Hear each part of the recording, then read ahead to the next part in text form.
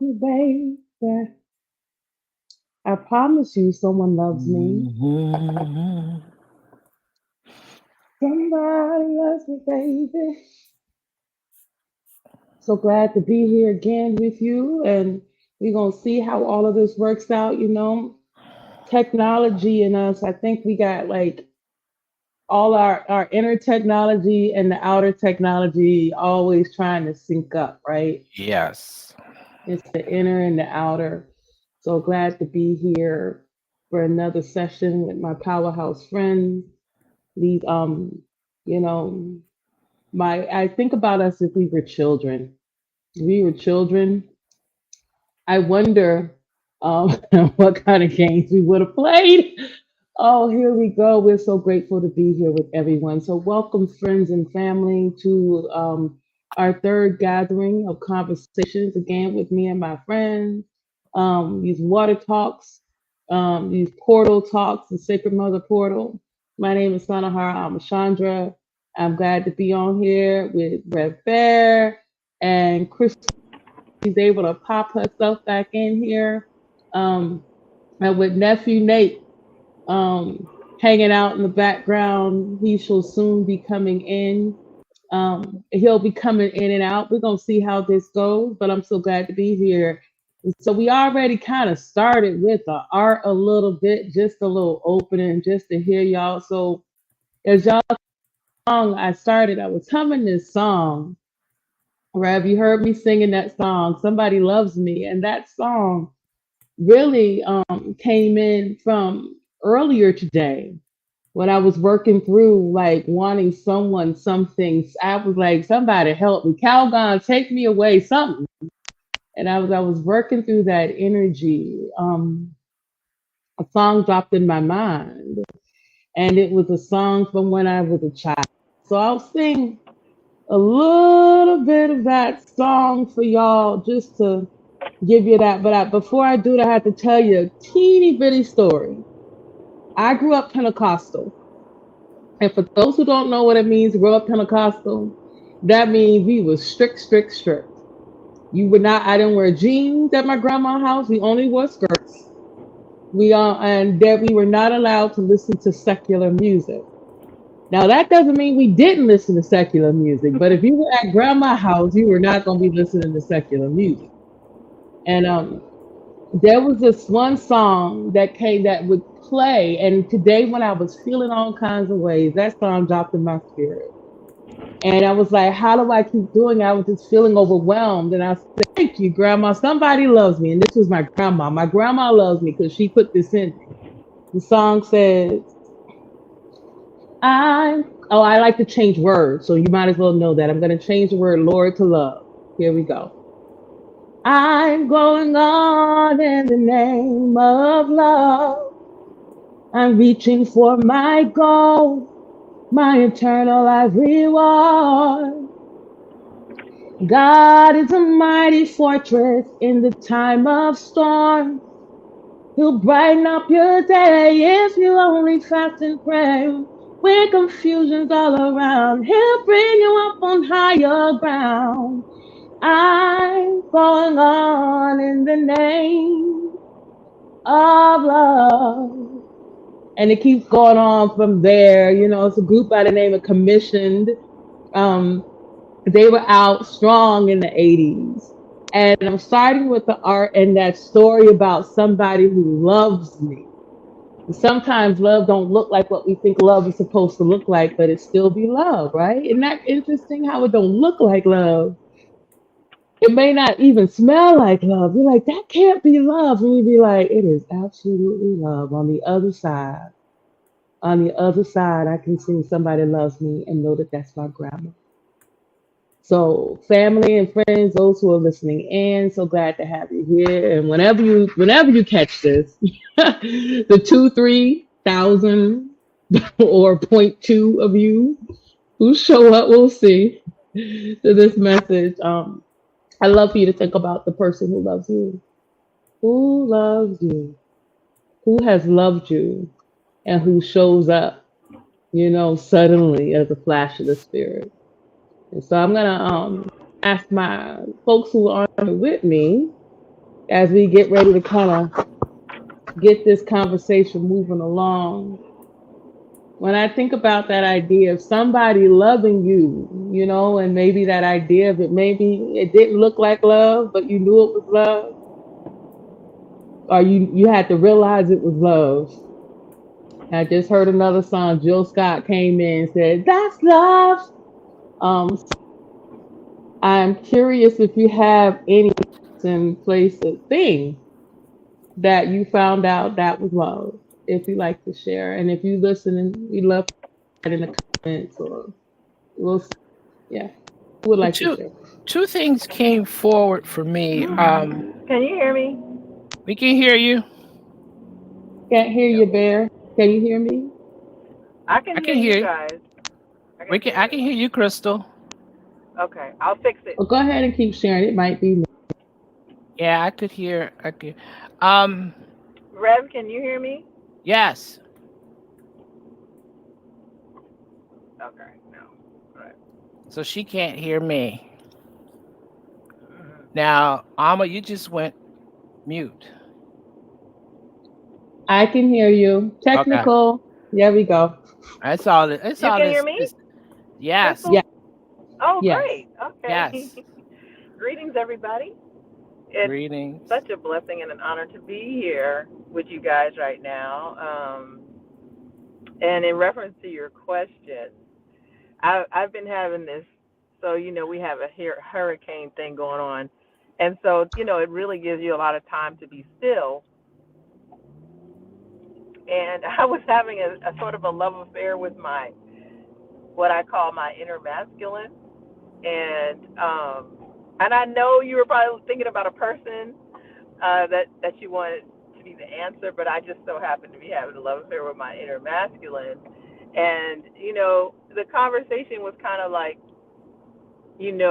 when it comes to love, it's a co creation or co interest job. It's like however I build up my inner masculine to be, then it's not going to. Ooh, that was loud.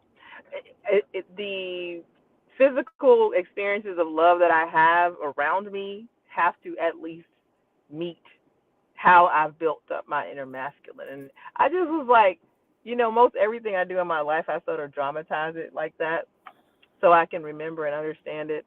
Um, I was like, well, that's so interesting. And essentially, it was like you literally always have love. You may not. Then you said it already. You may not either recognize it or you may not want it from where it's coming, but it's literally always there. And so I was just like I just felt so supported. It was like I've heard people talk about self love, and the way that they talk about it was cool, but the way that I'm feeling it right now, I was like, this is really, I love it so much because at any moment, just like any other spirit in my life, I can get in touch in an instant. So Mm, that's my 2 cents mm. on that. That that feels good, Crystal. That feels good. So I did say person, place, or wherever it came from. I appreciate it coming from out of you. That felt good. That felt good. That felt good. As you were talking about, you were sharing in the beginning, and I had a visual came to me, and it was of my grandmother.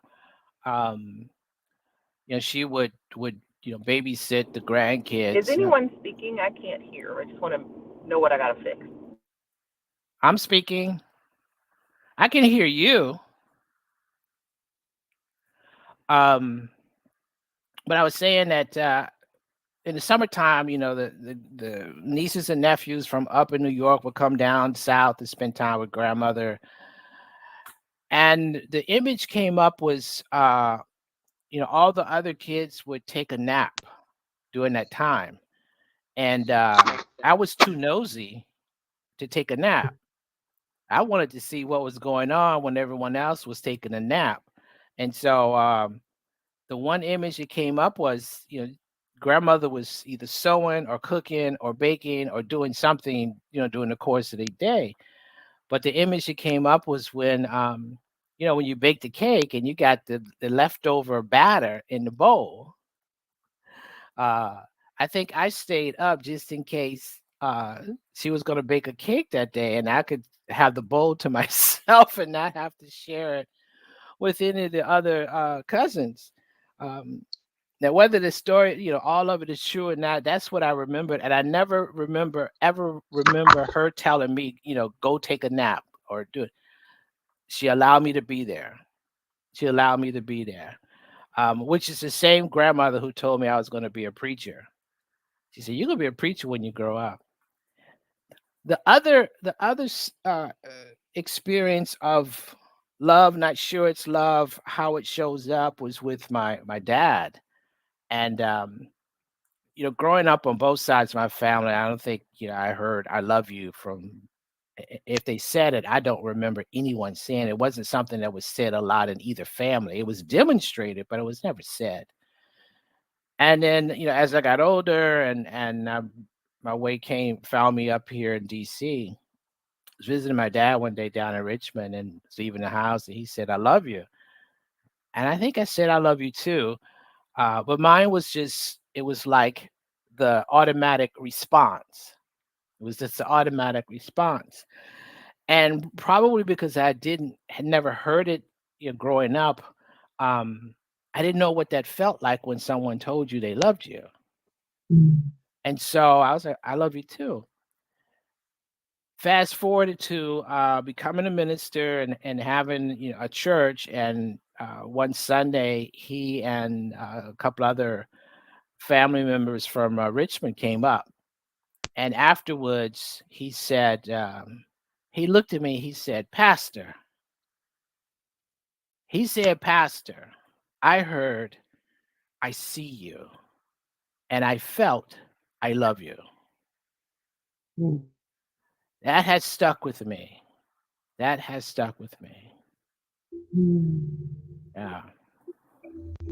That's good. That both conversations, both stories, so good. Especially the being seen. Um, I think sometimes even being seen can get in the way of having it feel like love because maybe they see part of you that you haven't accepted, right? Or that which can make it feel like that's not love because that's not what I want it to be. But it's those holy eyes of the other seeing and witness the holy witness energy. Yeah. And so that idea of somebody loves you. So um, that's good. And Grissom, whenever she comes back in and she listens, I love what she had to say about that inner masculine. I want to check in. Nate, did you want to share anything?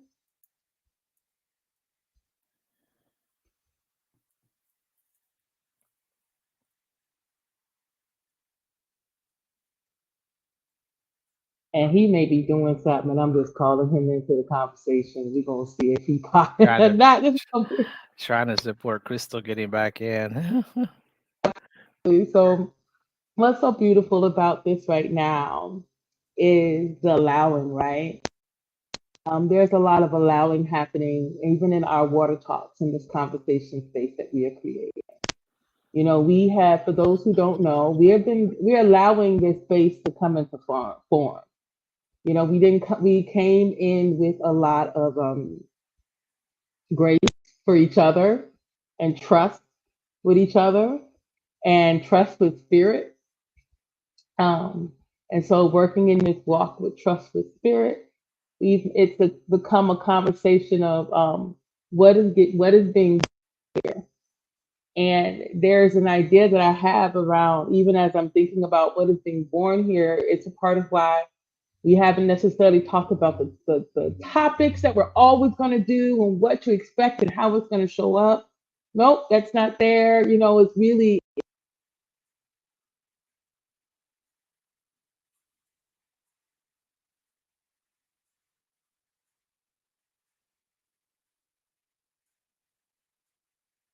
You went mute for some reason.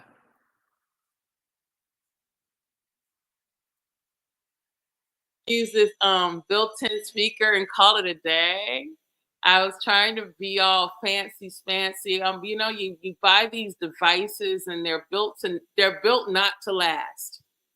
They're built not to last often. So what I was saying is that, as we are building, as we're allowing this to come into form, you're coming on a journey with us. A big part of a lot of what we've done, though, has been to create a space where we as friends, we talk about what's going on and what's happening. So we started on this conversation around love and allowing, but I also know. Oh, I see. So, someone says, Nate says they are built to always need the updated version, something like that. There's just another way to get something out of us, right? Another way to get something out of us.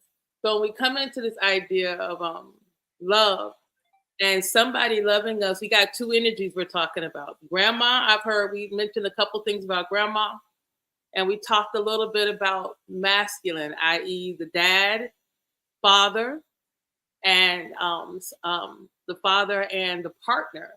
And so I think that's an interesting part to come into, because I was saying to my friend earlier, another person, I said, sometimes I just want someone to be there with me. And Crystal answered that. She just said it's already in you, right? And Rev, he was there when I talked with him. So I'm curious about, what do we do when you need someone to talk to? Who do you turn to? That's the next song that's just coming up in my head.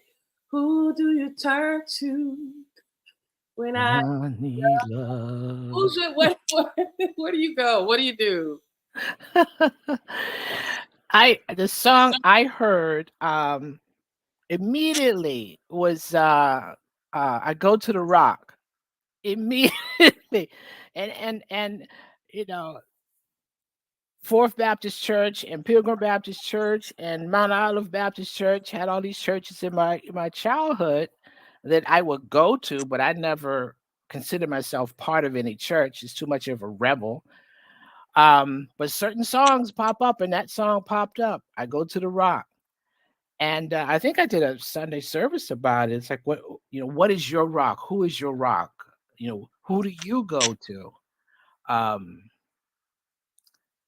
And there are elders in spirit that I will go to from time to time.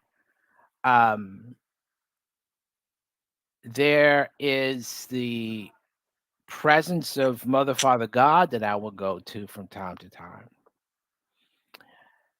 But then there are those times when you want to, when I want to talk with somebody in human form, because you need that voice to voice dance, or that voice to voice, give and receive, and give and receive. And I think I have about 1, 2, and so it's not that many if I can go 1, 2. Excuse me. 1, 2, 3 is in hiatus right now. 4 is in hiatus right now, and possibly 5. So I can count them on one hand that I can go to, because it has to be that somebody that we come together, and you're not necessarily looking for answers. You're looking for and it's not answers, it's not understanding, it's someone to listen. And in that listening, there's this sacred, and I call it the vortex, that happens. And kind of I lose myself in the vortex, and whatever I was going through, there may come some clarity to it, or what have you. But there are very few people that I will have those types of conversations with. Very few. There are a couple people who probably would like to have those conversations. I have grown not to trust them in that level of intimacy. Um, uh, and interestingly, no one in my family, um, that I feel I can go to at that level of intimacy. That level of intimacy. Because I do have I dance with trust, who to trust and yeah, who to trust, and feeling trusted. So Mm-hmm. I know exactly what you're talking about, and when you said that not so much family, I was like, ooh, get off my toes, sir. Get up off my toes. Because it ain't got nothing to do with not loving my family. It's nothing to do with not loving family. Sometimes I think when there are those of us who have we were the ones who went on the journey away from family, down some roads and up over some hills and down into some caves, and like we done been around the world. And been around the world, yeah. when we come back, it's like sometimes we are so wide that we talk about things that sometimes they don't know what we're talking about, and or we might still be fixed. I think with family, we can sometimes feel like we're fixed in the old us, or stuff comes up. But I can say, much like you, I can talk to almost anybody. That's the interesting part. I can talk to almost anybody. And in presence, we can usually have some amazing conversations. But there are just a few people that I can go, that I know that I can be held in their eyes too. Just a very few. Um, Now there are times, and then I will say though, I do have a wider net. They're just more sporadic. I might talk to one every 4 years or something. One of them. We talk so infrequently, but when we talk, it's so good. I'm like, we got to do this more often, and that often might be some more years. Or some of my people who live far away and they got a lot going on, and so we will just have these when we get to them. They might once a year, something like that. Um, but I found that my going to having that person to go to, and that's my song too. Like the other song came up when I was talking, who do I go to? When I need love. But definitely that I go to the rock energy was real strong. I literally looked up the words. I looked up the words to that song because I know there are times when I can't talk to anyone outside of myself. In fact, what I'm seeking to understand in myself, I'm like the only one who will likely be able to satisfy my understanding. Now, because what happens is with the people who I talk to regularly, when I talk to them, there'll be a catalyst. They'll say something, and it'll be enough for like some little message or stone or something to come tumbling down, and I can be like, and that can be like the piece of feather will float by, some little word in the stream will happen, or even just the talking will be enough to change my frequency from wherever I was to maybe a different direction where it's like I think I can go this way. They held my hand long enough that I can walk on a little bit. Like I can go on, run on and see what the end gonna be.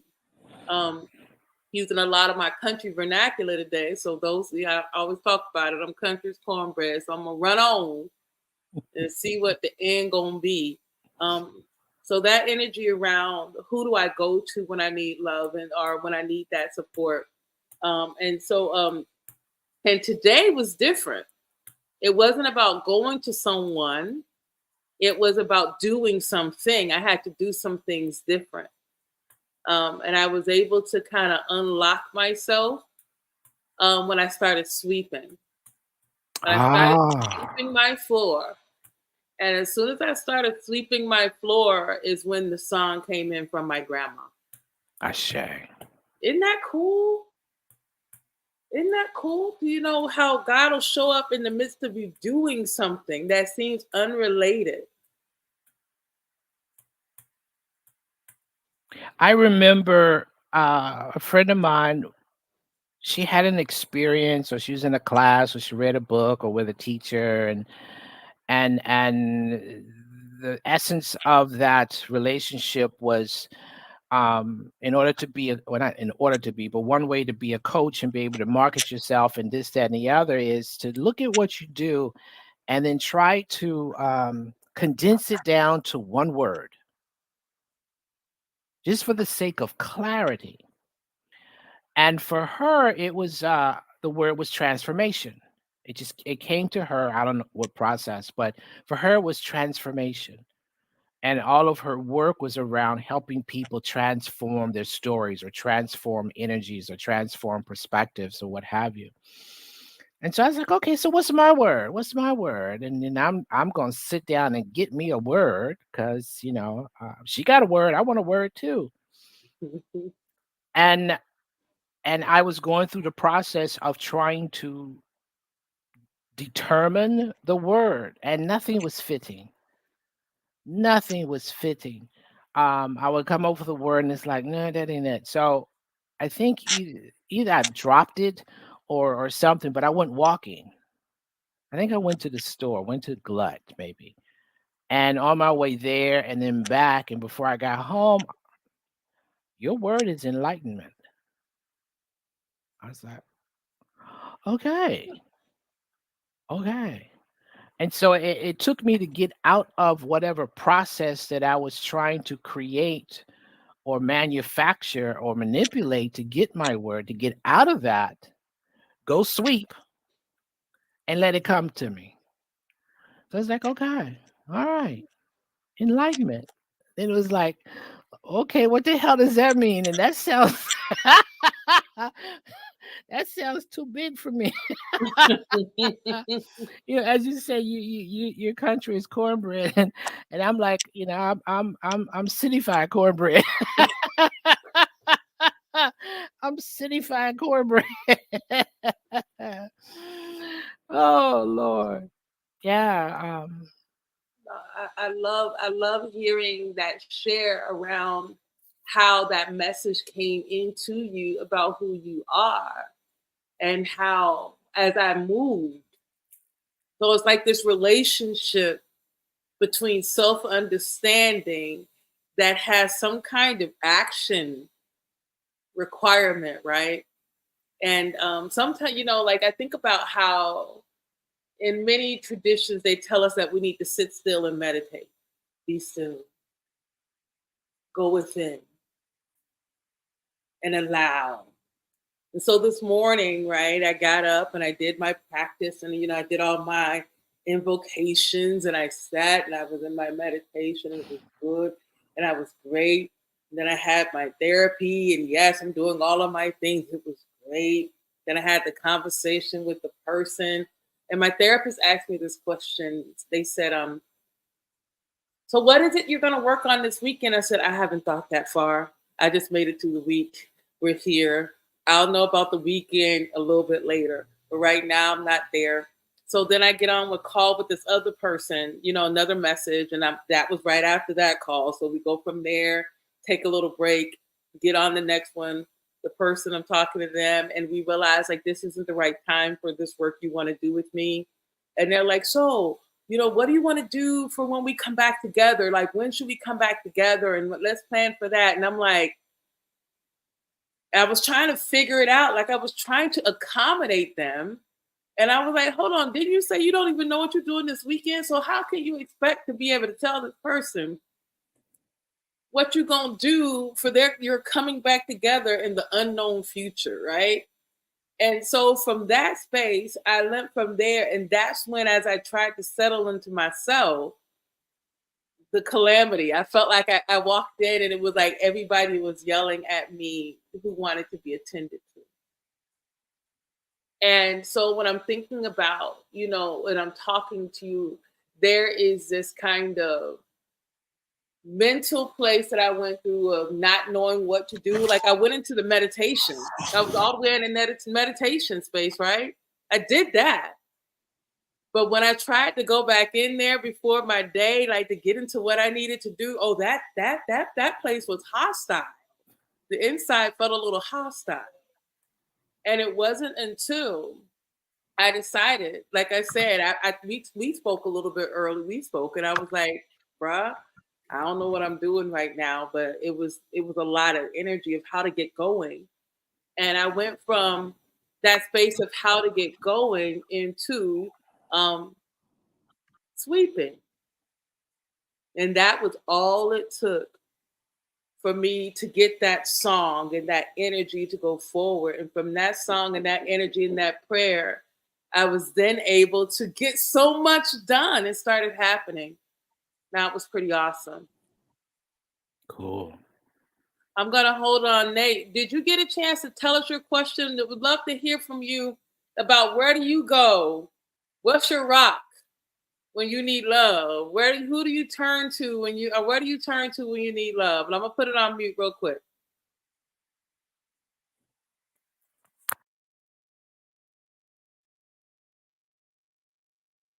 I think he's frozen. This is such an interesting time. Everybody's freezing and everything. My little girl knocking on the door. There's a lot of energy flowing in this space. I can't keep still. Yeah.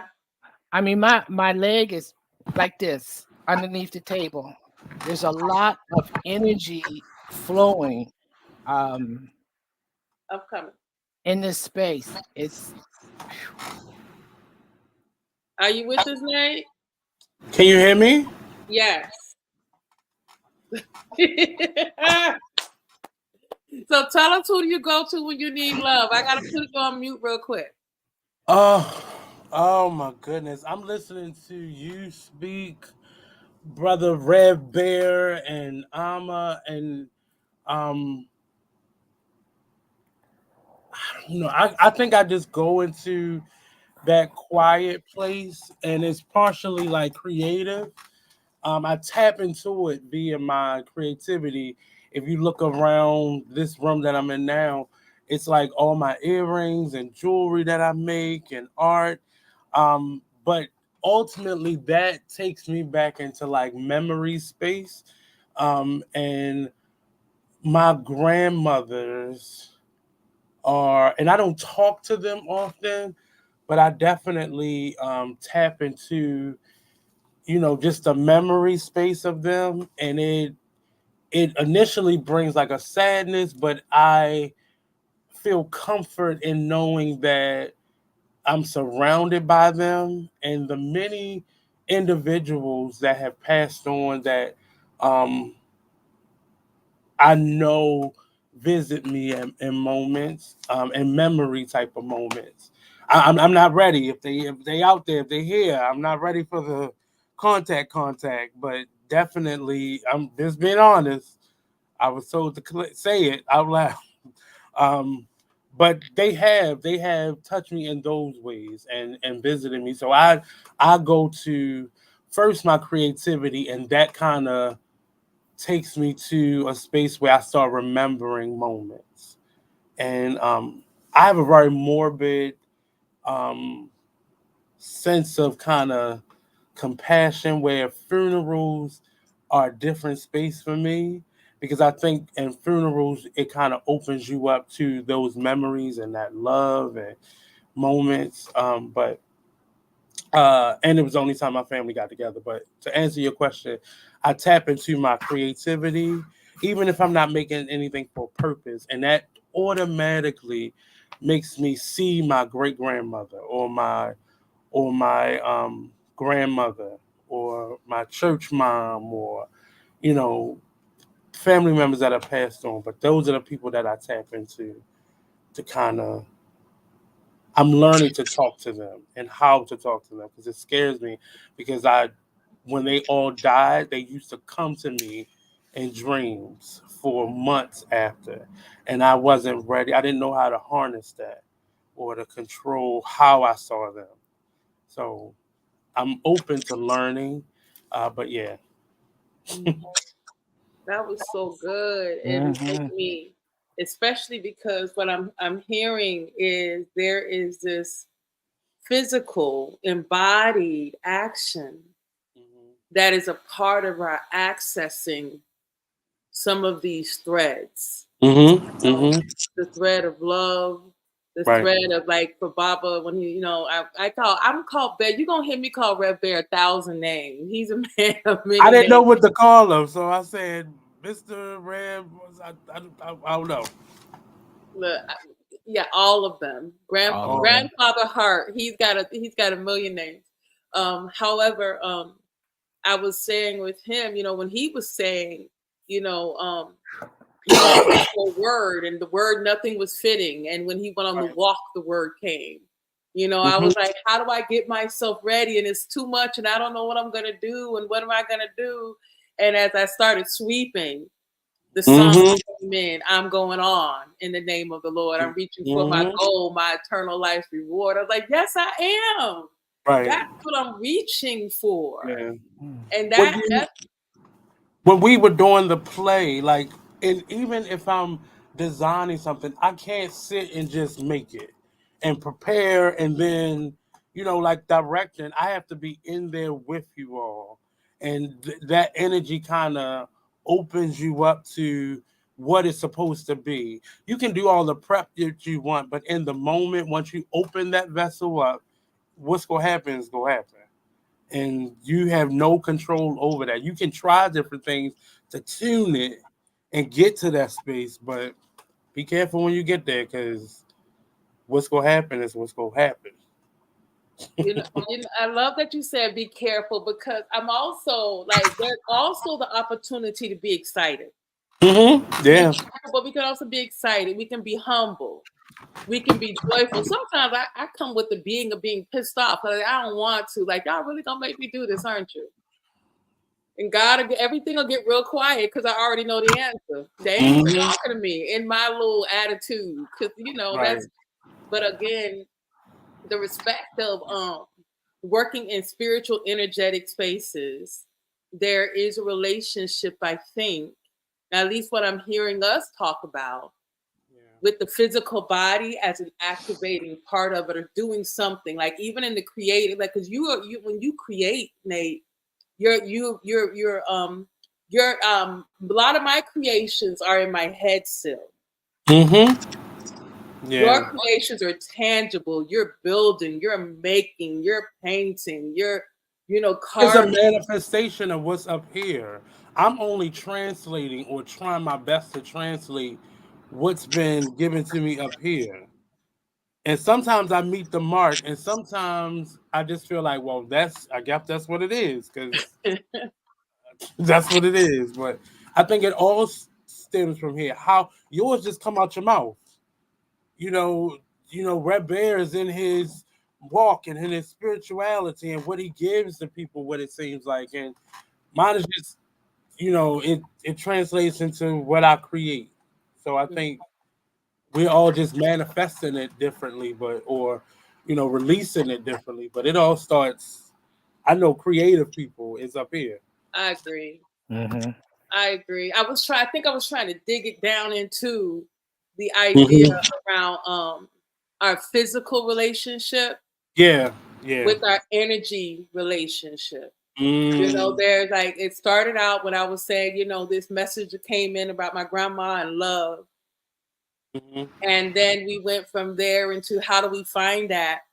And then we began to realize there was something that came in. So I think that this is a pretty interesting conversation that's unfolding around these access points when we're working with energies. And I think a lot of Mm. people, a lot of us are working through and working in like it's all energy. Like let me say, a lot of us, like that's all it is. It just Mm. either slowed down the physical or sped up into light and sound.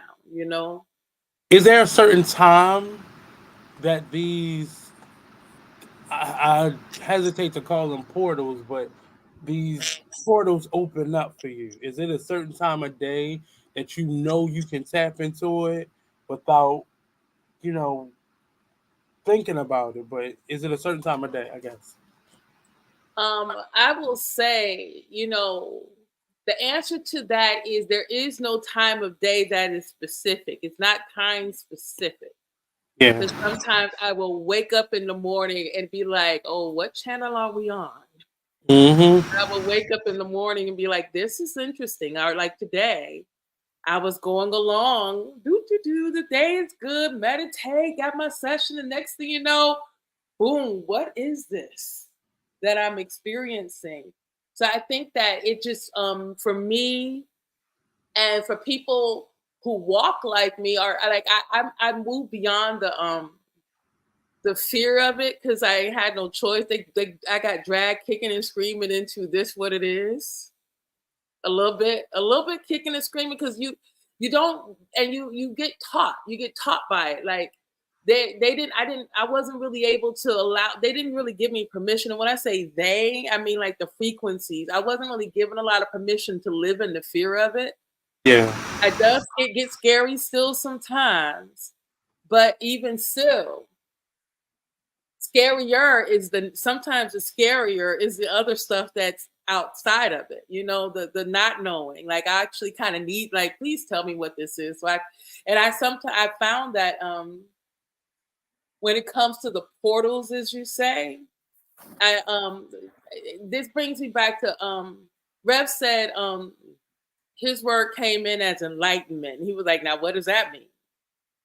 I remember being in a training for, it was in what we call a container, a spiritual group for women who were developing their tantric goddess. It's a whole world. The divine feminine was a whole thing. It was quite interesting. And when I was going through that process, they took us on a journey to find our word. You go through this whole thing, and we did it again. It was the physical body, right?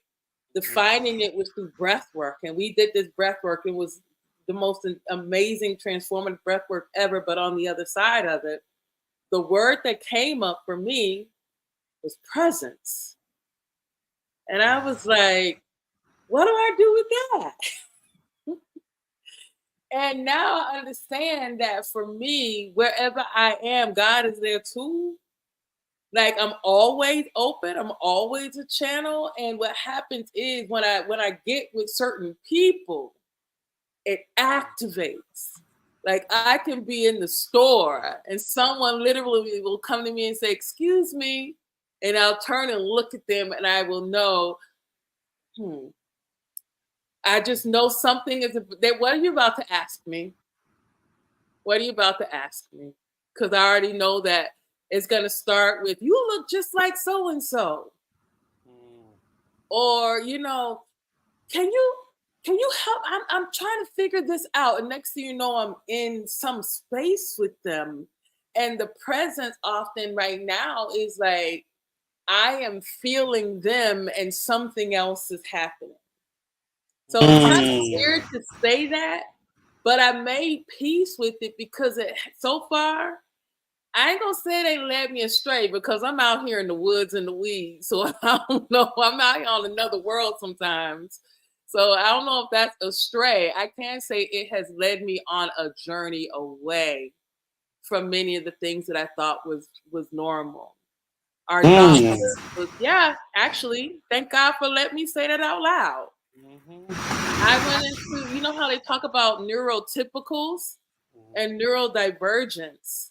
I feel like my relationship with spirit took me out of the living typical into the living divergent. So like into that something, one of these kids is doing their own thing. That became me.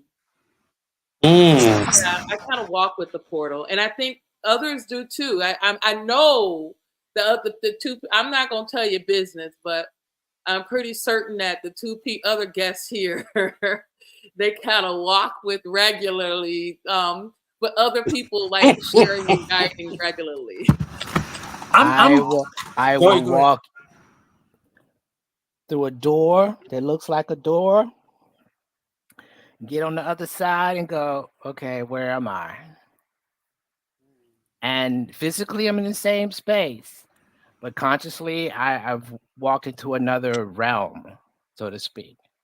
Um, but to get back to your initial question, Nate, is there a specific time of day that happens? For the most part, it's no. I would say that it's random, but there's probably some rhythm to it that's not connected to the hours of the day. Um, However, I do experience being awakened uh, between 3 and 4 at night, and will wake up as if I have slept for 8 hours, and wake up fully conscious and ready to do something, and will be guided to go into a meditation or to sit quiet or to do some journaling that I think is free verse, just journaling. But and when I go back to read it, it's not free verse. I was just being the diction apparatus, it was just coming through me. A dictator. The dictator. And then uh some would probably say, that's for me, that's when the veil is at its thinnest.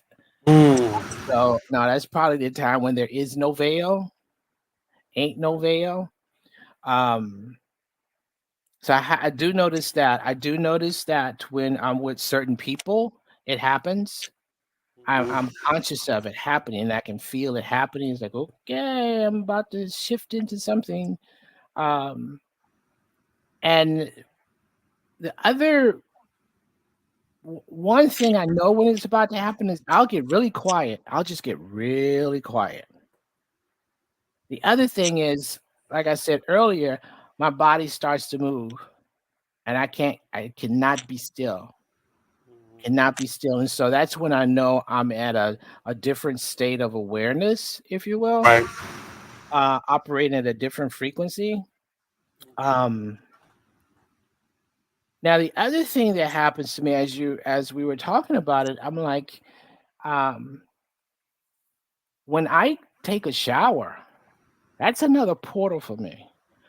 And I receive a lot of creative downloads in the shower. And it happened today. I have a 7-week class going on now about walking in your power.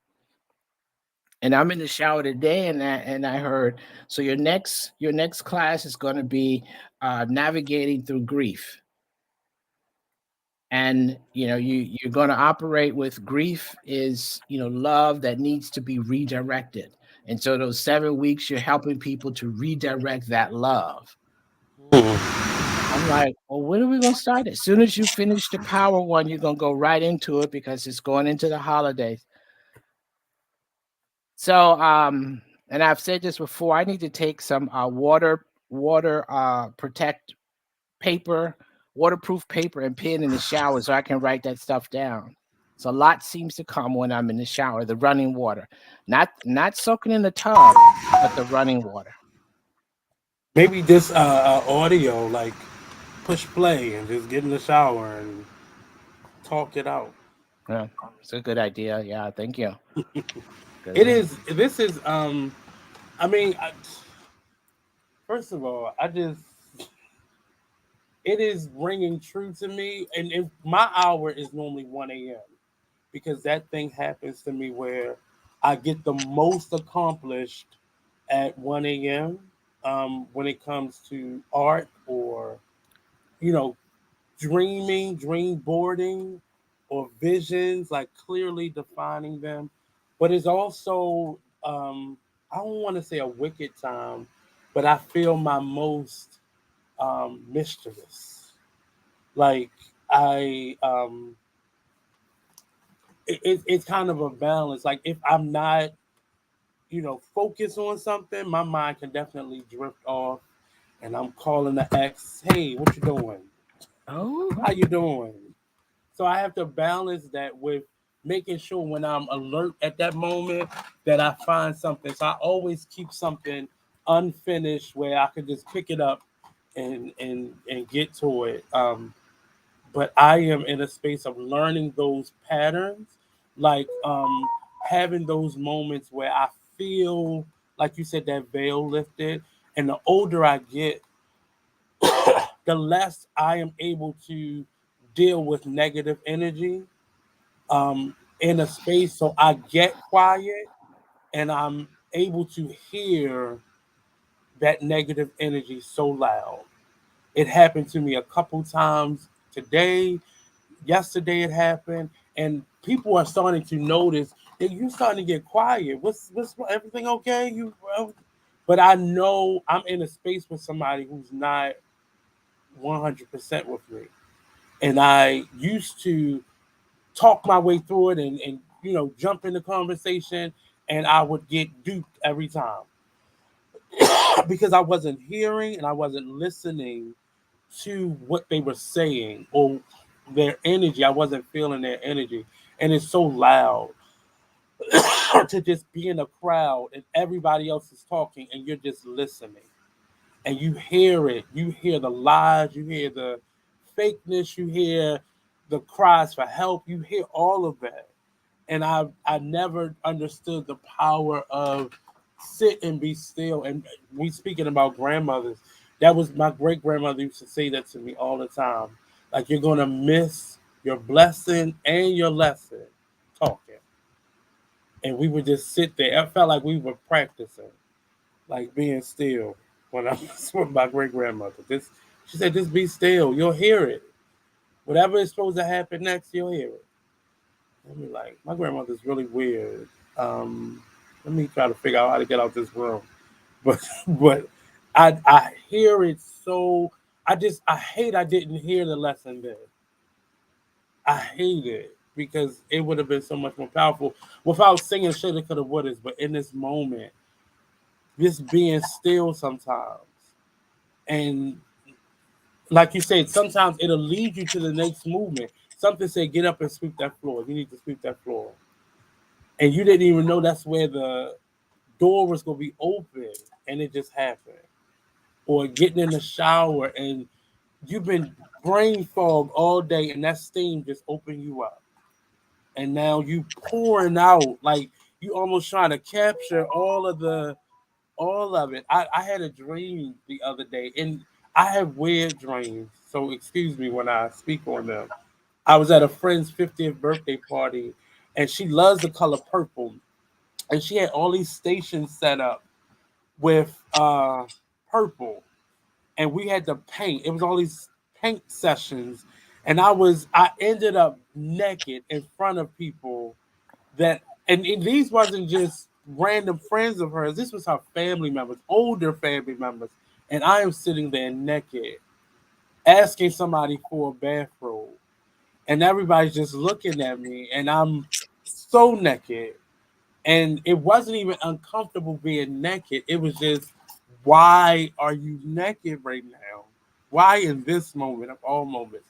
And when I told her the story, she just laughed and was like, "Well, I mean, maybe it's some you letting go of some truths and you exposing yourself to people who you would normally try to create this picture around." And that it's so simple of an explanation, but I'm just in a space where things are starting to make sense that did not make sense.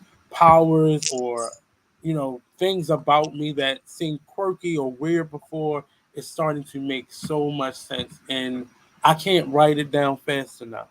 I can't download it fast enough, but it's happening. And yeah, y'all opening doors, and I'm appreciative if y'all slow down because I can't go through so many doors at one time. This is why I love the kaleidoscope, right? Mm-hmm. Because the kaleidoscope, when I think about this life, and I also think that we were born for this time. So I think many of us have the ability to work that or the kaleidoscope is working in many of our lives. Well, all you gotta do is shift it a little bit, and all the pieces form a new thing. and then shifted again, and all the pieces form a new thing. So that there's the doors they're all around us, these little vortexes, like these moments. And I love what you're sharing around coming into it, because I think we all have found our way into becoming more comfortable in our walk, you know. I know right now we got like 3 generations, you know, present, you know. You just crossed into the 4s. I just crossed into the 5s. Rev sitting in the 6s. You Oh know, Lord. we Ooh. got this leveling of our, because there are things that I like to be able to reflect back about what got me here, but I know, like, and when I look at Rev and I look at myself and I look at you, I'm like, oh yeah, same, just different places on the journey. And so I think it's exciting, but I also think that there's a lot to be said for being present with the gift, present with the knowing, present with the now, um, and how spirit moves through us. So this is exciting to me, this conversation, because I'm feeling called to do more movement in my life, period, more action and moving things through. And at the same time, like I said this morning, or what's happening is there are certain things that are telling me I don't want to do that no more. This over here is telling me I do want to do this over here. There was a moment where I said, do I have to go back? Do I need to just go back and get a traditional job? And God is like, maybe. But instead of looking at that, then all of a sudden, all the doors open for me to get all these other things done. I don't know. But the portal energy, the grandmother energy, how do we get sourced? When we talked about where do I go when I need love, it's really like, to me, it's leading me, and not even that it's really like, but it's leading me into a deeper look at how do I access source? How do I access my flow, my fount? How does it come through me? And how do I allow it to come through me? Um, so I think that's really interesting for all of us, because what I'm hearing is that we are all accessing it in different ways. And that is showing up. I don't know about you, Nate, but I wasn't where I am now at all in my 30s. My goodness gracious. 30s, I was still having a lot of fun. I was dancing every Friday night in my 30s. That's what I was doing. I was I did that dancing in my every Friday 20s. night. I did that in my 20s. My 30s was full of regrets and shoulda, coulda, wouldas, and um, reminiscing and comparing myself to my peers, and it was a lot of that because I live on 5, 10 year cycles. So the decisions I make right now will be the life I live in 5 to 10 years. Well, good, bad, or indifferent. But yeah. Mm-hmm. Oh, these things got work in 20s. I danced the night away in my 20s though. So I wasn't my 20s. In fact, I stopped dancing, going out right at 21, because I went and I was like, I don't like Yeah. this music and I don't like these things. And I moved into capoeira and African Brazilian art and studying spirituality. Like I went into all of that in my early 20s. And then I left all of that when I left my husband and found art and dancing, and like I said, dancing every Friday. So we kind of the regrets. If there were anything, in fact, it was saying I refused to have regrets at the end of my 20s. I said I don't want to have them. I don't want to live a life with regrets. So how do I shift that? I'm there now going into my 40s. And I realized even my 30s was purposeful because it showed me who people really are when they feel like they don't need anything from you or they've used you enough. So I'm in that space now where everything has a purpose. The evil, the good, the great, the gray, everything has a purpose.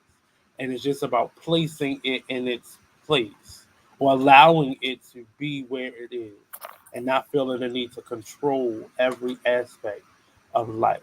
I'm having conversations with people that 10 years ago I would have went off just out of boredom. Like, come on now, I can't.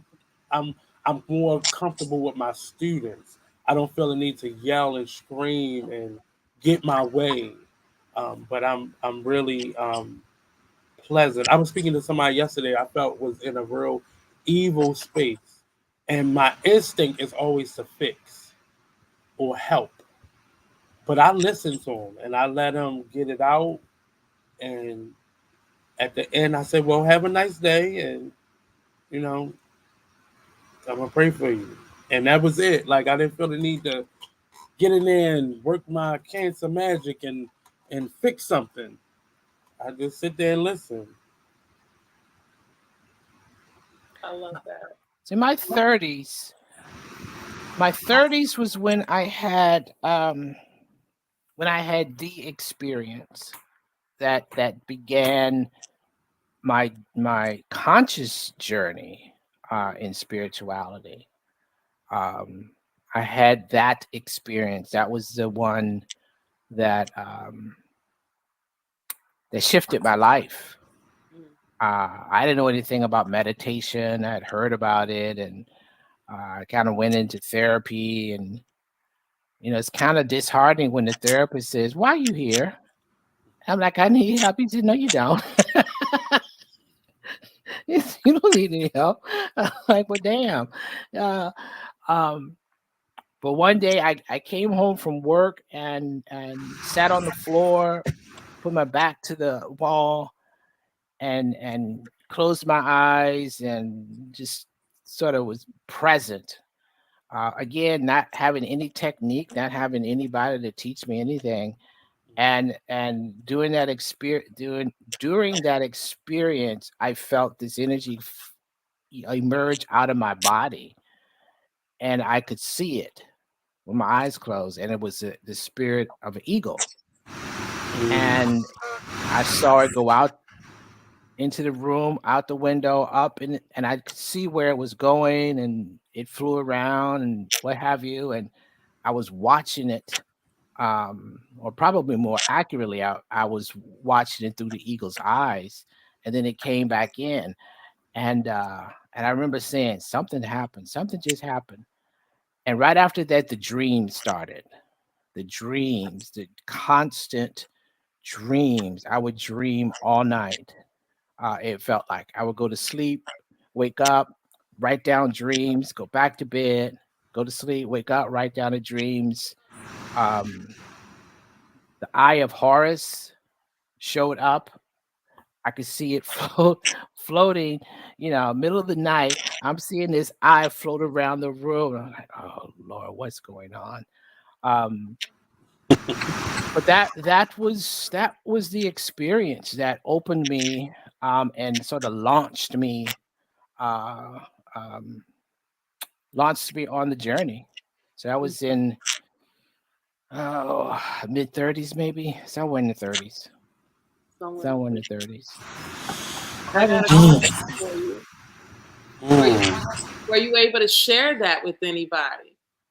At the time, no, no, no, no, no, no, no, no. At the time, no, and I think I was a part of a group of guys. It was called Aurora Crossroads. It was a sort of support group for Black gay men. I was part of that group, um, and I think, yeah, I was part of that group.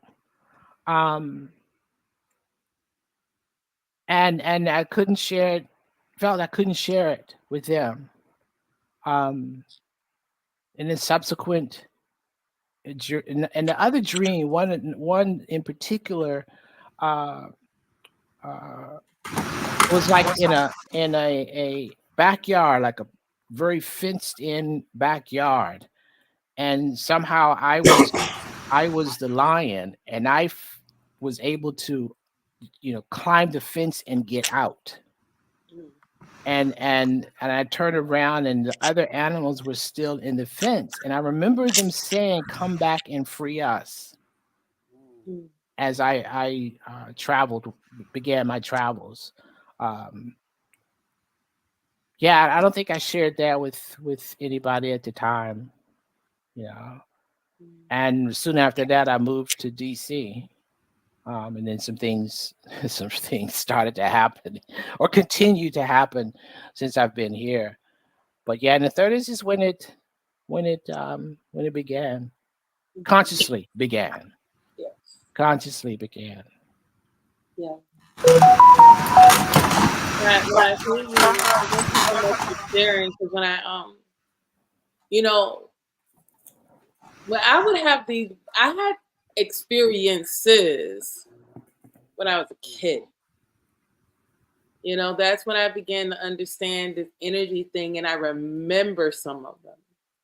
You know, and it's always like I would want to try to understand it, but I didn't know anyone who had the same kinds of things. Like I would talk to someone and they would be like, I don't know what you're talking about, because I was a kid. And so I would say it to them, you know. I had a dream about this, or this would happen. And, you know, I messed around and told the folks at the church, they put me in the center of the circle and was praying over me. You know, they got to Dousing you.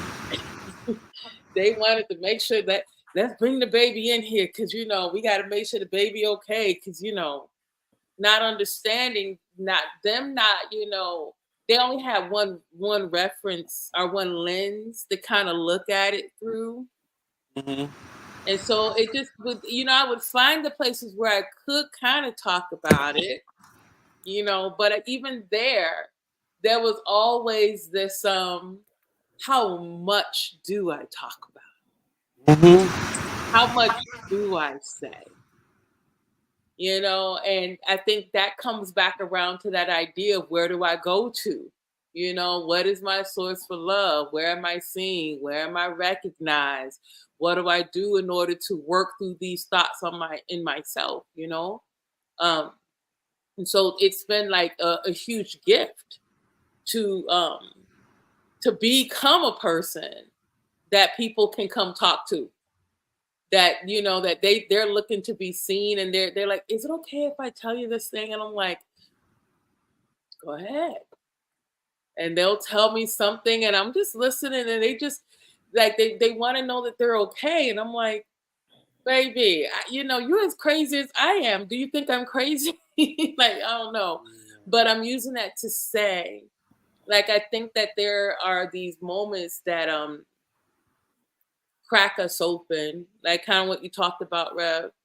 And you know, are these experiences where we find that we're walking different. You can have a huge like lightning bolt moment, or you may just find yourself like slowly walking and being like, hold on a minute, how did I get from here, from over there to where I am? You know, but however that unfolds, I'm learning to as they always say, trust the process. And then I'll be like, you know, a little bit of my little skeptic mind be like, what process? What process? What process? But you know, but now I live by this, trust the process, you know, trust what's coming up, trust what's coming out, trust what's coming through. What Um, name? yeah, Mm. definitely. I think those moments for me, and I used to be literally terrified to speak about it, only because, you know, my mother and her godmother and my grandmother, they would talk about, you know, putting roots and sprinkling the salt so people wouldn't energy went. And I know this stuff to be true because I believe those women and those individuals who have been in my life, but I also saw the negative ones come in. So I learned to, it was a traumatic moment in my life. I learned to keep secrets, but it began when I moved into my last apartment where all the other stuff used to live in my dreams and coincidences in real life, like deja vu type of moments. But it wasn't until I moved into that apartment where I would be sitting on the bed and I would feel like something sit down at the end of the bed, or I talk about the knock. Like I would hear this knock, And I thought moving in this apartment, I was like, okay, it's not going to follow me.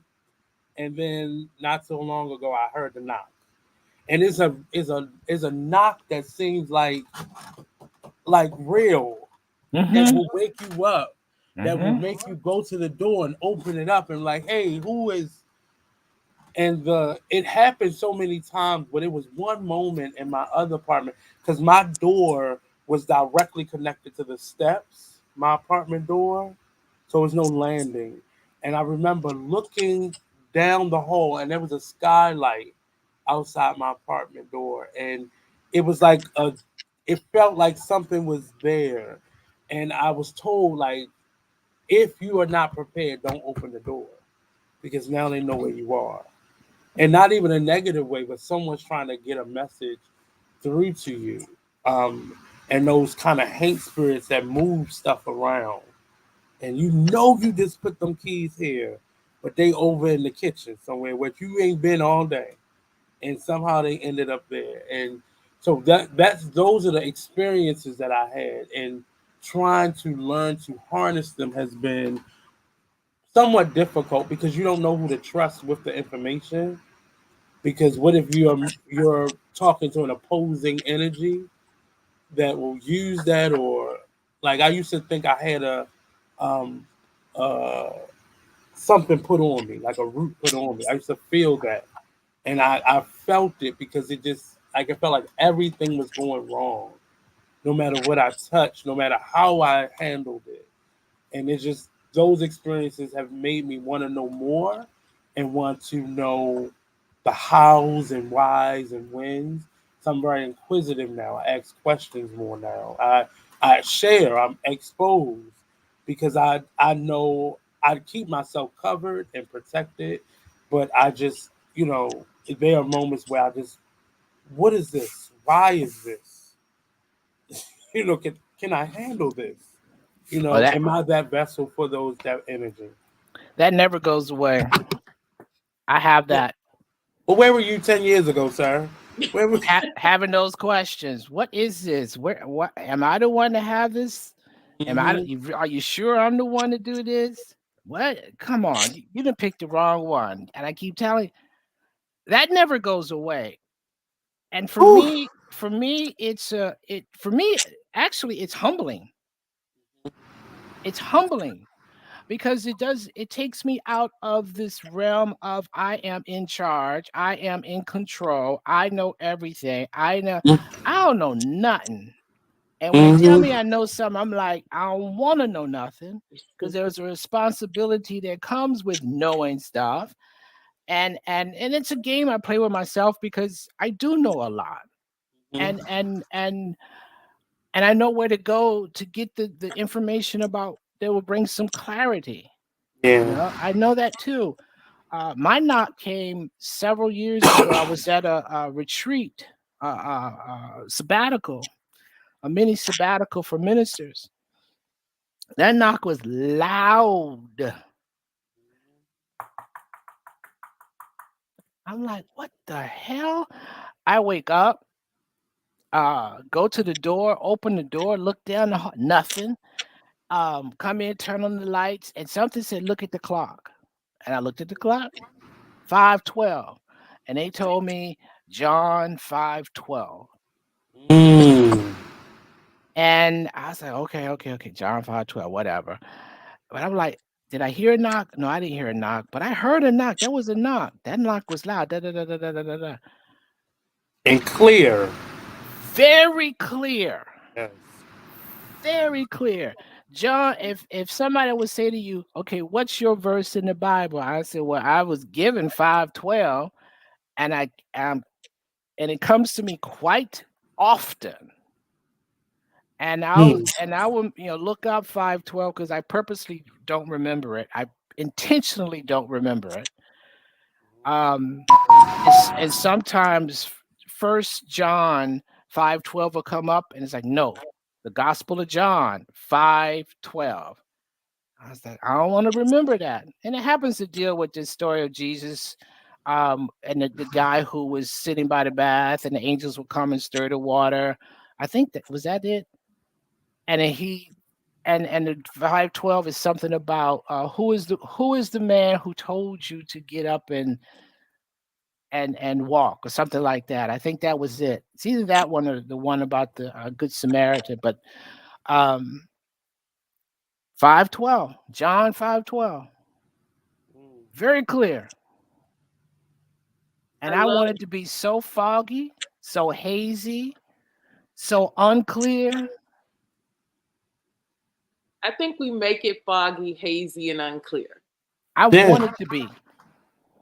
What did you say, I babe? I want I it to wanted it to be my neighbor. Like, what are you doing here You at this wanted it to be hour of the your neighbor. day?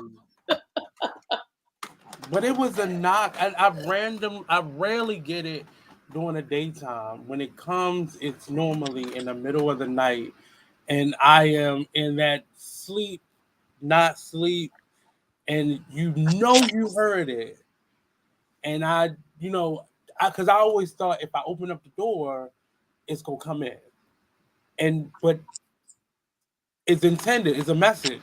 It's giving you a message, or it's trying to deliver a message through you. Give you a message to give to someone else, or someone. I always thought it was my uncle who passed away, who was coming to visit me, and because it was like it used to mess up my technology, and I felt like I was asking for something to happen, and it was trying to expose me via my phone.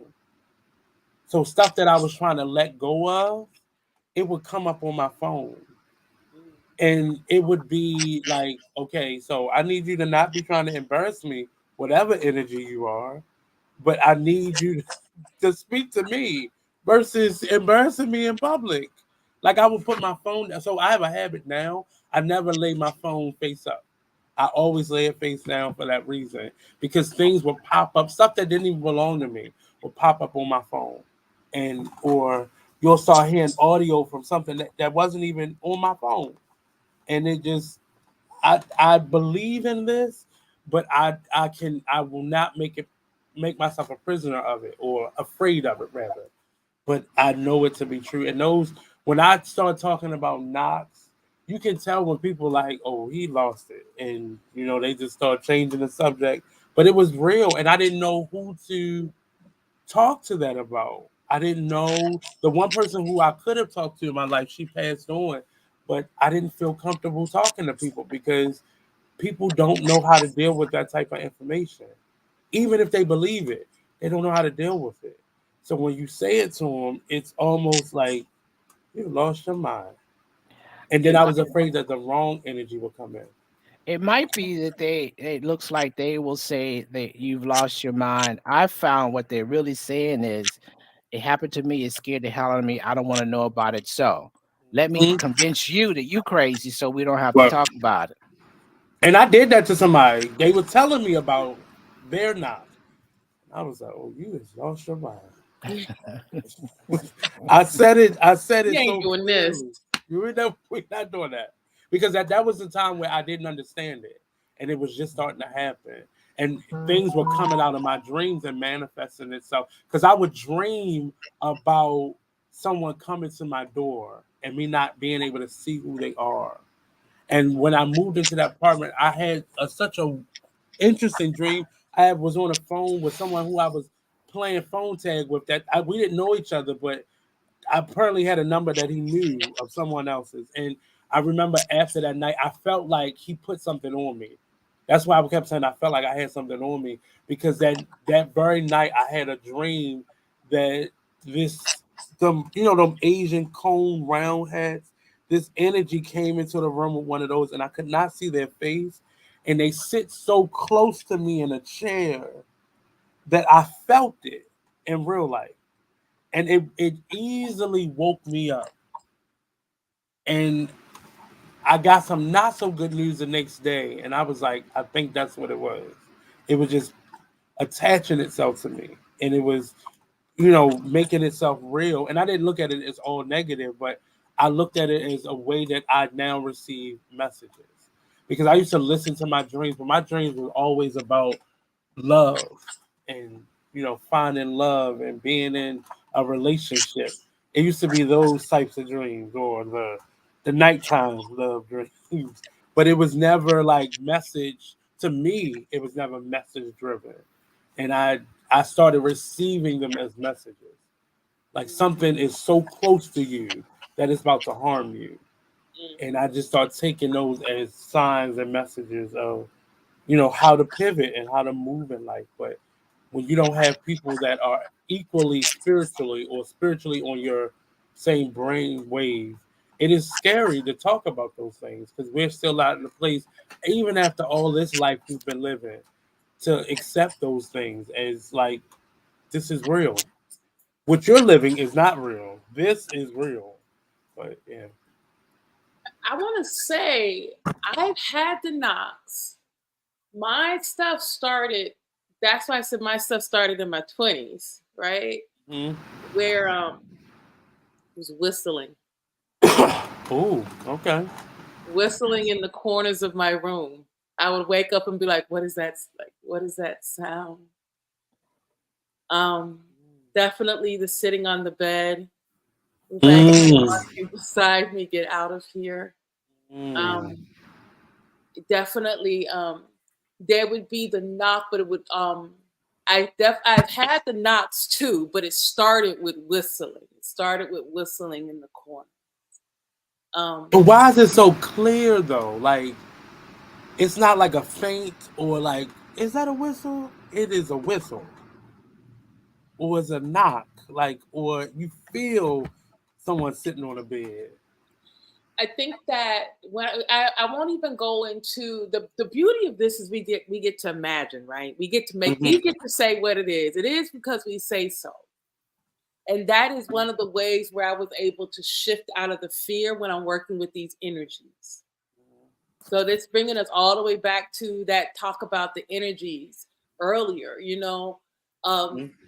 was that I believe that when oneness set me free, belief in oneness set me free.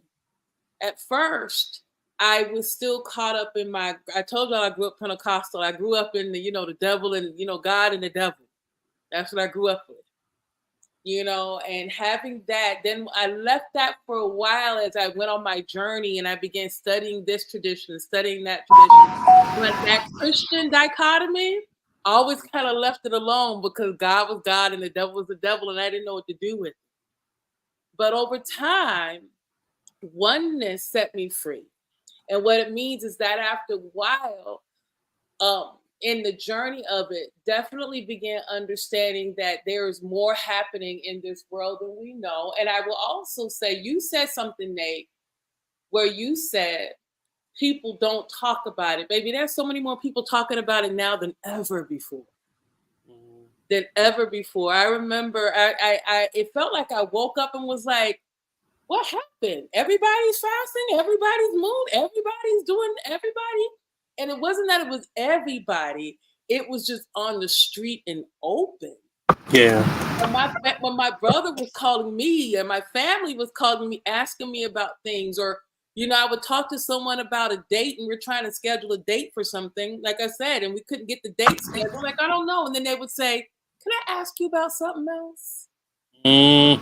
And I'd be like, oh, so what I do think that whatever these energies are, when I say oneness set me free, it helped me to understand it's all one thing. And it helped to take some of the fear out of it. Not that I don't still get scared, not that I still don't think, I'm gonna die. That still comes up. But if I can breathe, if I can remember to breathe, if I can remember that this is the first time that I've had this kind of experience before, like, oh, that's right, we've been here already, right? Yes, we've been here before. Something that if I can, that little gap of that little gap of breath, that little gap of remembering, that little something, even if you. I think it's part of why I always have on something that's a spiritual something. Like something is on me to always kind of keep me connected to there's something greater than. But yes, it helped me so that the fears I've been through. We won't get into all of that today, but I've had enough things in this recent time to help me under, like, even now look at things that I didn't see as terrifying, and now I'm like, oh my God, that really was that. You know, I can look back at it and see that they shielded me from actually being terrified, or my team. And so I think it's going to be an interesting journey as more and more people keep coming into relationships with their own spiritual gifts or their spiritual path. Like the spiritual path is refusing to get out of the way. You can't command it to go away and say, nope, not anymore. Yeah. But I think some people are learning that they can't play with it. Like they can't be like, you know what? I don't want to do this today. Nope, you in it. You've been in it. You opened up that door. I've seen friends who opened up the door and now they can't close it. And some of them, I know a couple of them who have lost their mind, and I pray for them and help them. Want to help them move through it, but they did it. They took it as something that was trendy. You know, you can go and light a non-shopper incense, but when you start praying around it, or you start doing what you do with your Palo Alto and you playing with these things that are real and not just historically all the way back there. They never left. They just have not been spoken about or talked about. And I just that's the problem that I have, like going to people like, who do you trust with that information? Because there are some people who are masking, you know. There's some people who just want that aura and it's trendy, it's fashionable to them. So that's what I'm navigating in this moment. Yeah, I learned long time ago, and it's probably been very helpful for me. Is never I don't do anything by myself. I do Hmm. nothing by myself. It's and that's where in the old days, way back then you always had community. Yeah. The community knew. And if you were in the village, the village elders, they knew. They were being told. And they could see, you were ready and there was somebody there to guide you through what you're supposed to be doing. Yeah. Um we've gotten away from community, or the sense of community has shifted overall. Um Such that people, find themselves, walking a path by themselves, trying to navigate some of that stuff by themselves. And some of it, you have to walk your path by your own path, but it works better when you have some people along the way to provide the guidance, Mhm. to provide the guidance. And so many things have become watered down. Right. Has become so watered down that a lot of the spiritual essence of it has been washed away. Um, the potentiality of finding yourself in places that could be harmful, isn't expressed enough. We don't talk about a lot of it enough. And Lord knows movies they've done a job of sharing some things, but they don't share the responsibility, the personal responsibility of some of this stuff. And so I tell you, you you, you got to have a spirit guide. You got to have an angel or an ancestor, guardian angel, or somebody that you can relate to, develop that relationship with, such that when you start walking that path, you got somebody with you. Hmm. You got somebody with you. Call up great grandma, great grandma. We're gonna meditate today. You know, prayer. Call up great granddad, who was the prayer warrior in the church when you were growing up, calling his spirit to support you in your prayer. But so much is being done by themselves, and you don't have that bounce, somebody to bounce things off of. You don't have somebody to say, um, not that way, this way. And we're needing more of that, the guidance. And we're needing more of that in the physical realm. We're needing more people to say, I am a guide. I We need more people to shine their light so people who can resonate with their light can begin to follow. Not so much follow your path, but there is a light present to support you as you navigate your path. We need more of that. We need more of that. Um, and so much in the Western world, it's just my opinion, so much of the Western world, everything is the value of it is defined by dollars and cents. So much of it is dollars and cents. Now, there has to be an energetic exchange for this type of work, this journey. But if the primary reason is to get paid, you're missing something with that as well. And so, well, if you don't have the money, then I can't help you. You know, it's gotten the waters are muddied. I'm going to say dirty. They're muddied. They're muddied. Um, and it makes it hard. It can make it hard for people who are legitimately wanting to find their way. And like you said, who do I go to? Who do I go to when I need love? Who do I go to when I find myself stuck and I'm like, what do I do? I don't even know the right question to ask to get me out of this stuckness. And then there's somebody say, "Oh, baby, just it's gonna tell you what you already know is to be quiet, be still, and listen." But sometimes you need that voice outside of you to help you remember that. And now I'm getting excited because I'm like, well, I'm hearing what Anthony.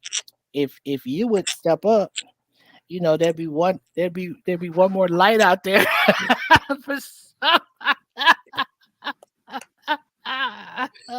But I think many of the not just elders, but those people who have been given that torch to lead, to guide, to mentor, and that's one of the uncomfortable moments because many of the people who I came across were doing it for you know coins and would only do it for a coin.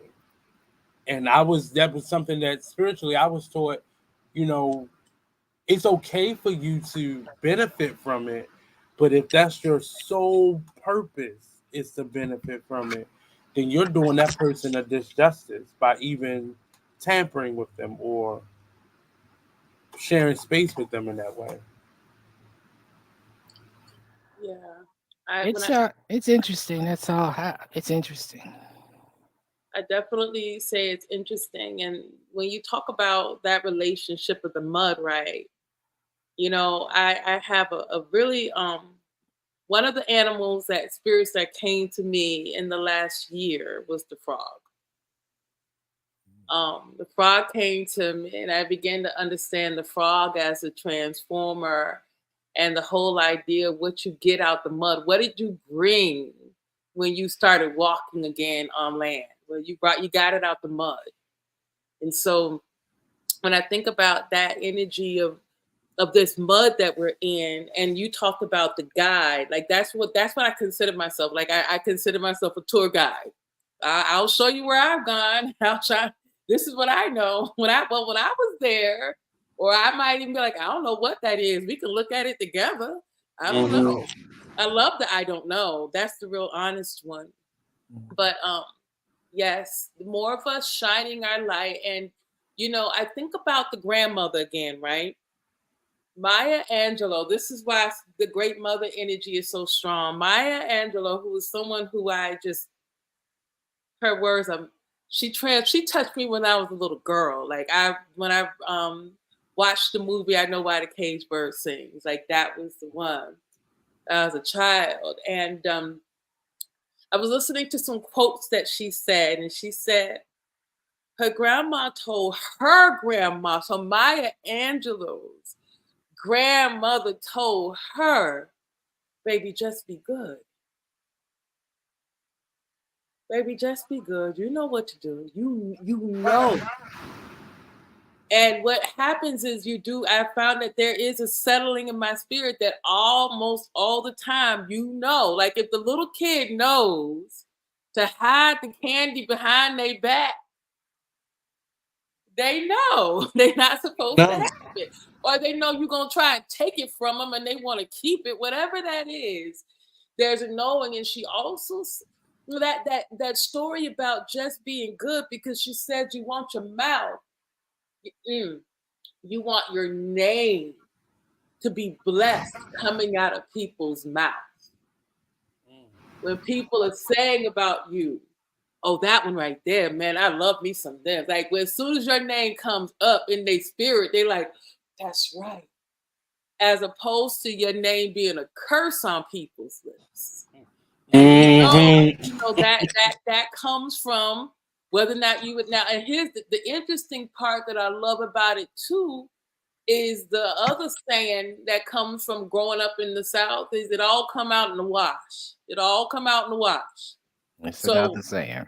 when you talk about that thing when people might not think it was love because you didn't like how they said it to you, or you didn't want to hear what they said, but over time you done been through the ringer a couple of times.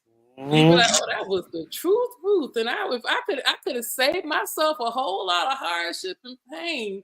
But it came that's how I think the learning of discernment of who to trust, because you begin to realize trusting into the energy of it. If you get real quiet and still, you might hear, you knew he was telling you the right thing in the first place, but you just didn't want to do it, did you? They didn't smile when they said it.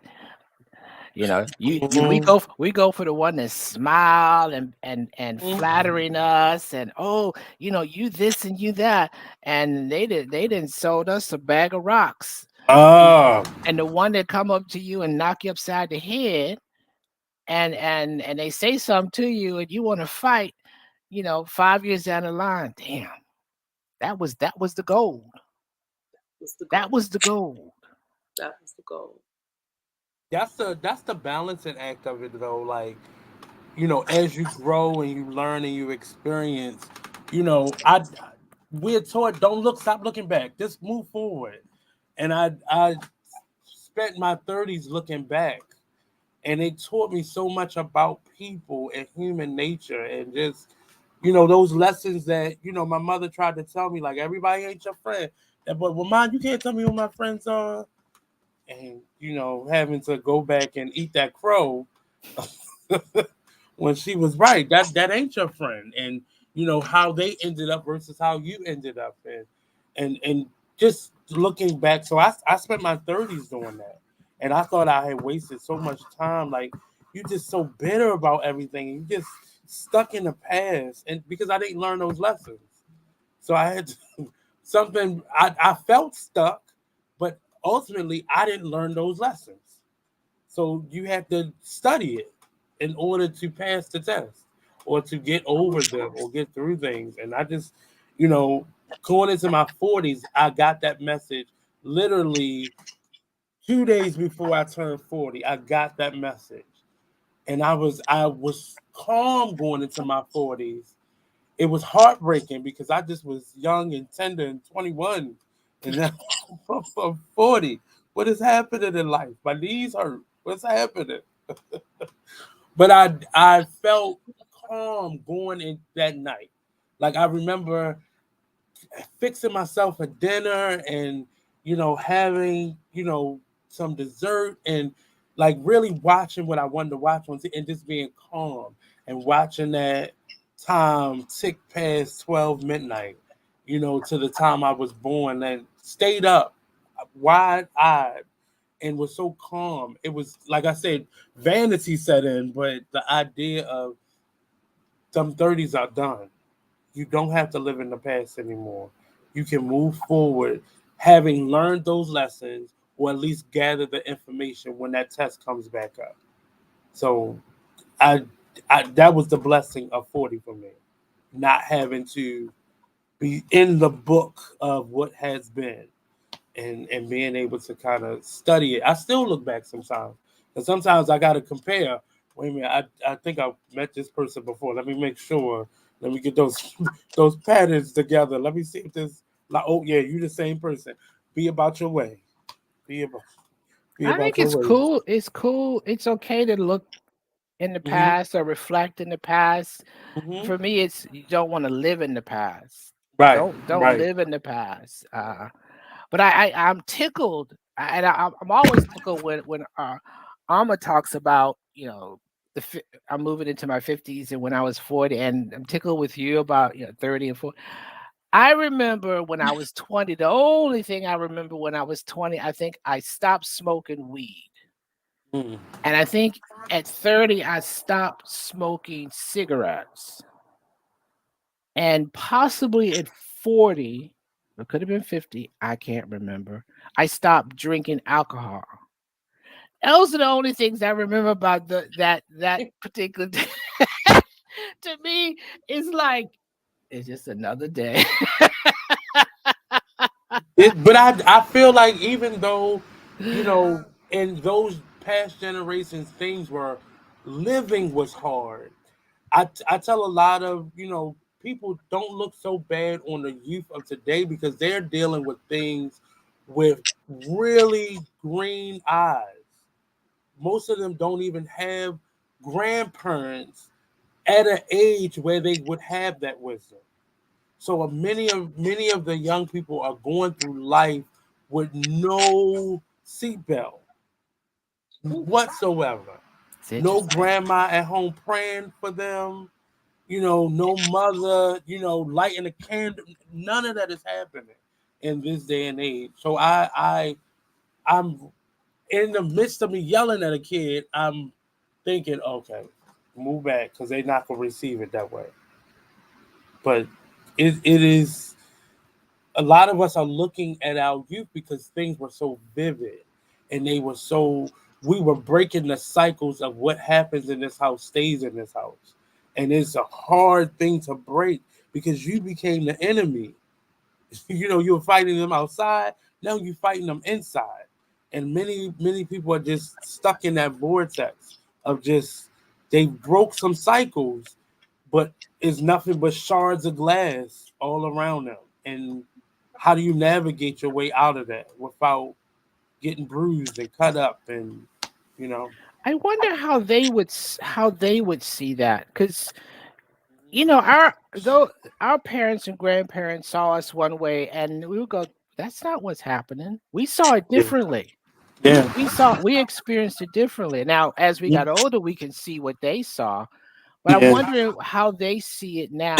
I don't work with youth, so I don't have that conversation, but I'm curious with the youth. I think a lot of them are coming in.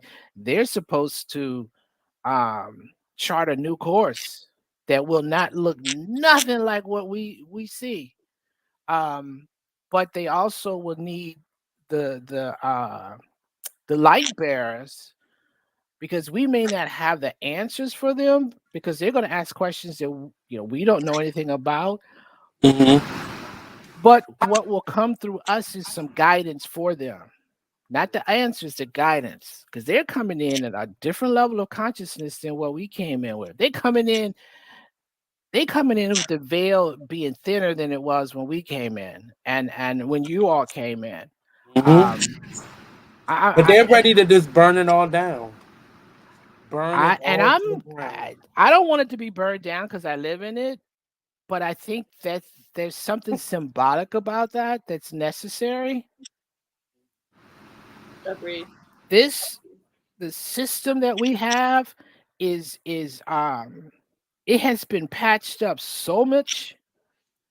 Um, uh, it's like we don't have band-aids strong enough to keep the patches on with the system we have.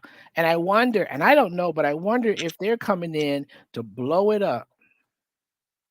I'm telling I, many of the young people, like 20s young, that I'm speaking of, and early 30s, they are currently destroying and dismantling because many of them are getting into power and totally destroying what was in a way where we have to sometimes burn the soil or set it to fire so it can regenerate itself and That's true. replenish. But you have to remember how to plant a seed, and they burning everything down. So they're in essence starting from a scratch that will ultimately lead them right back to this point at some point. Or they're planting, and I don't know, but their Hmm. planting of a seed looks totally different than Yeah. what we know planting of a and again, I don't know, but Mhm. I sense, let me stop saying I don't know. What I do know is we Mhm. are at the precipice of a major shift. And when we got major shifts like this, what was will not work. Yeah. No. It had this that's part of the evolution, and the evolution comes within the revolution. And Yeah. they go hand in hand. The revolution is the breaking it down to make full to break it down to make way for the evolution. And when that evolution comes in, a lot of stuff that we saw won't be. The essence of it is the planting of a seed will go on, but the way we plant it may not be the way they plant. So But there was always some essence of not necessarily holding on to, but at least portfolioing the history, whereas though it can be stored and preserved, even if we don't tap into that or do it that way anymore. There still was some respect for what was and what got us to this point. I think that's But on that's us. yeah. I think that's on us. I think that's on us. I think that as someone who is with these children and they know my name is Miss Mama Ama, um, and the work I do with them, like especially when I'm able to get out of my own head and deal with the person right in front of me, like you said, with Nate, like knowing what they're dealing with and such. When I say that it is on us to have respect of the past, our children are born for this time, so they're already energy sensitive. We Yeah. might, some of us are becoming more sensitive to energy or have always been, and finally like being honest about it. But our children, I think many of them are period, and they already have it where they can tell. In fact, many of us can't coming with that, had a lot of that taken out of us.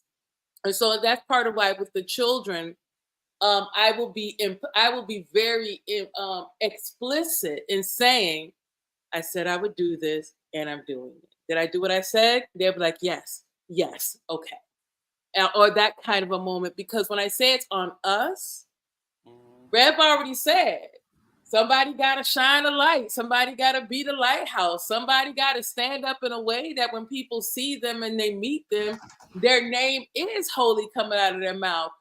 Our grandmas became grandparents when our parents had us. You know, your uncle became an uncle when his sister, his brother had you. Like we kind of co-create each other. And I Right. think that when we walk this out, if we give them a reason to remember us, they will. They'll remember us for the good and for the bad.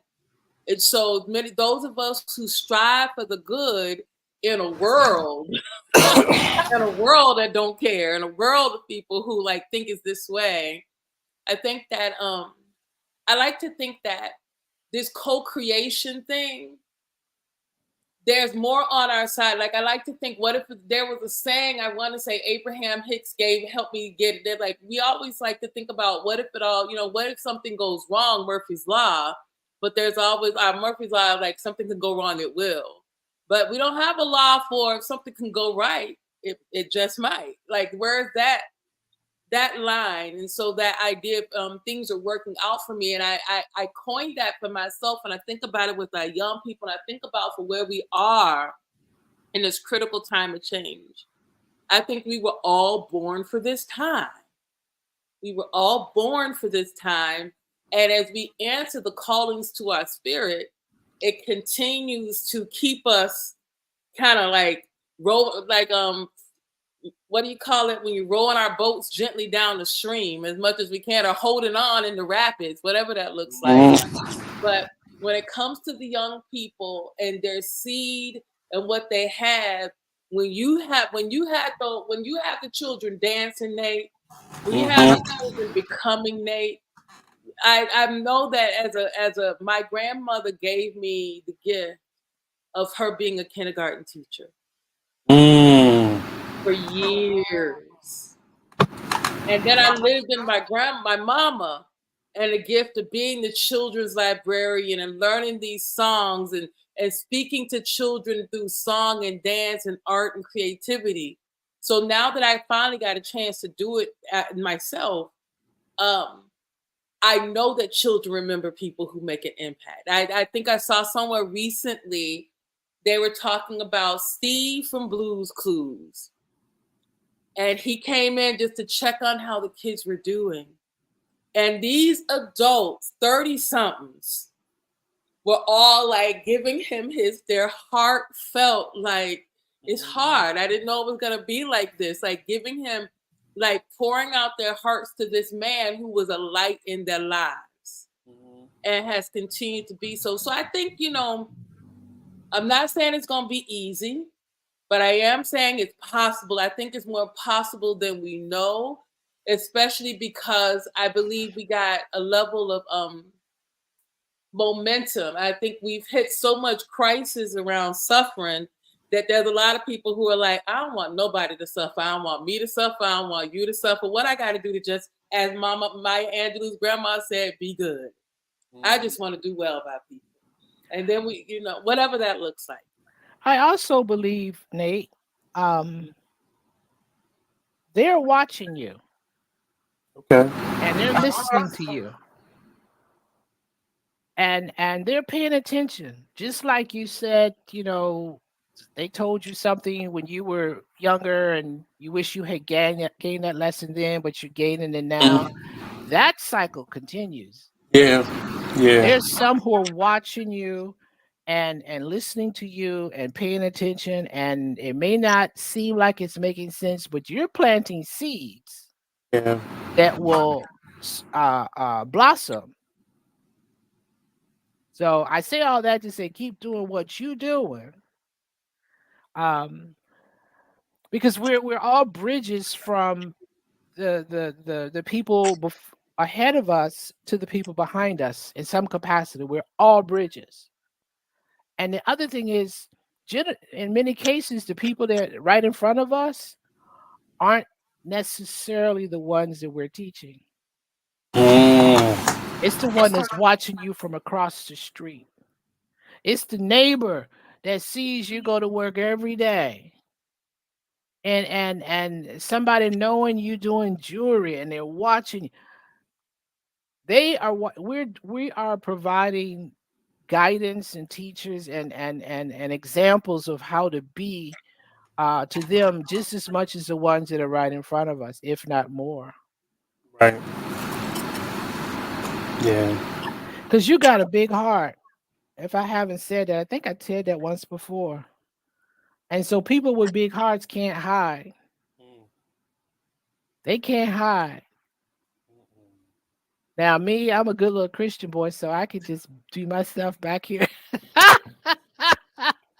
It's a I used to call it a curse, but it is a characterization of myself that Ooh. I have tried for years to be like, I don't want to be that. I would quit a teaching job in a hot second. I don't want to do that no more. That ain't me. And find myself right back, like not even the next school year. Somebody calling me to teach something because some teacher has gotten sick or pregnant or left and even this year, I'm not doing that no more. Now I'm in an after school program. I just removed the time and shifted what time I go in. But it's just I know that to be true. Much of what I have inside of me creatively was created by teachers and family and individuals who planted seeds in me, knowingly and unknowingly. And I remember those things. I used my mother's wisdom that she had because she was young, a young mother. And I still use that. I use the things that my grandmother and great grandmother said to me, or teachers. My whole pedagogy is based off of the teachers that I've had. Watching them know how to run a classroom. It comes directly from them. It's in me because I watched them that hard. that If I I only were had to you, study. I'd say, speak, Yes. Lord, speak to me. Maybe God is trying to tell you something. I need him to be clear, Oh, it's clear. concise. If you listen to yourself speak, it is very clear. Yeah, yeah, yeah. But in due time, Woo. yes, In due time. in due time. That's always to get your gotcha. In due time.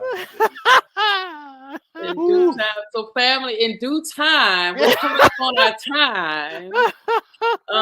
This conversation has been rich and varied, and I want to keep going. Like this has been good. This has been good, but I think that I'm hopeful that someone is going to see us talk about what it means to let our light shine, whatever that looks like. There are little light, big lights, sprinkly lights, disco lights, flashing red light, whatever it looks like. Shine. Oh. Flashlight, And flashlight. hopefully it will bless their soul. I'm so grateful to listen to the dialogue between you and Rev, Nate, you and Rev. I think y'all are, speaking from a really great space of transparency, especially as I want to use the word men who are grounded in your depth, in your I don't and like it's like you're grounded, and your grounding isn't just from one way. It's a grounding that includes deeply the feminine and the masculine. I'm always talking about your grandmothers with a lot of love, and uncles and father, and I just appreciate that. And I hope that it opens up the door for other men who will watch this to see themselves and maybe, revisit what it looks like to be spiritual, because even that we have an idea how people bring macho to spirituality, whatever that looks like. So anyway, I just really appreciate y'all, and I want to know if we have any like takeaways or closing thoughts before we get ready to wrap up this conversation. 2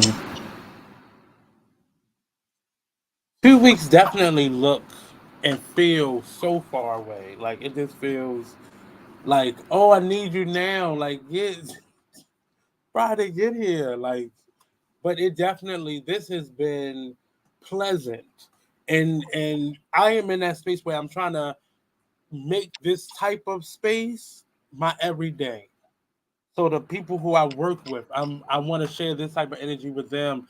I have an intentional friend circle. I'm building that with that intentional, the four of us, and family. Oh Lord, just trying to repair family and get us to that space is a challenge. But I love how this has naturally, like, it's not calling it anything. Not you know trying to intentionally make it something, but just letting it be what it be and letting the conversations hit where they may hit.